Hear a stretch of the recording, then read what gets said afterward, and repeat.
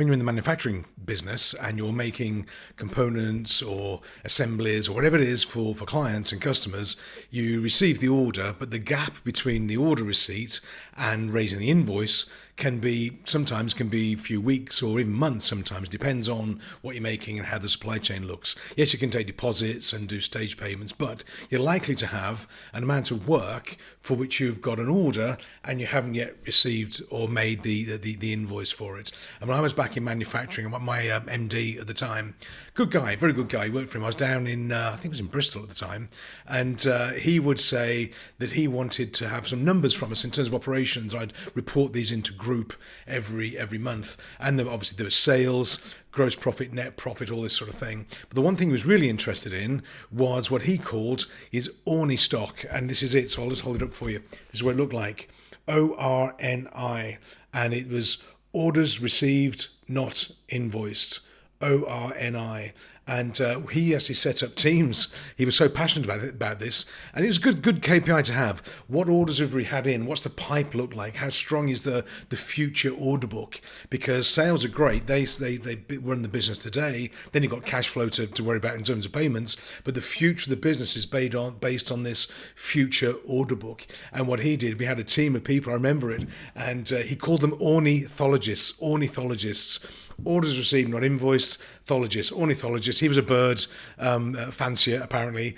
And the teams were called, I think we had osprey, eagle, falcon, and kestrel, something like that, birds of prey. And what we did, we focused some of the sales team, and their job was only to fill that pipe. And he called them the ornithologists because they go there looking for these mythical birds, as he used to call them. And he was a bit strange, a bit odd. He was a lovely guy, but a bit strange.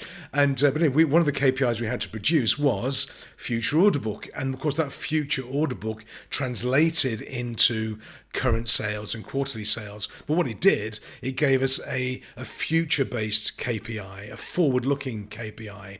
Most KPIs look back. They look at your sales and GP and ratios, net profitability, all that sort of thing. All very good, but they look back in time. This one, order book, ornithology, looks forward.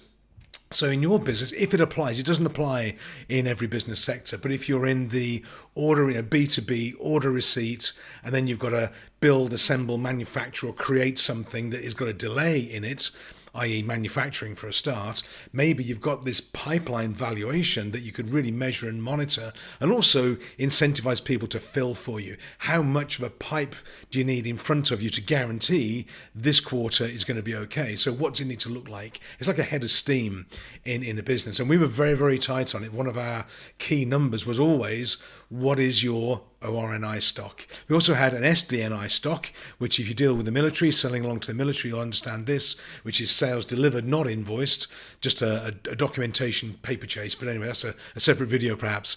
But ORNI, orders received, not invoiced. It's a great measure to have. It measures order intake. It's a predictive indicator of future sales.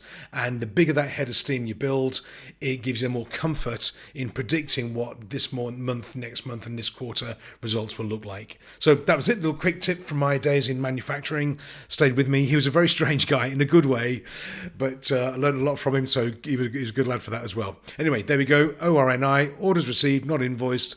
Ornithology, build your team, ospreys, eagles, kestrels and falcons, and whatever it was, and have some fun with that. But it's a good one to measure, genuinely good one to measure, future predictor. Have a great day. I'll catch you again soon, and speak to you again later. Bye for now.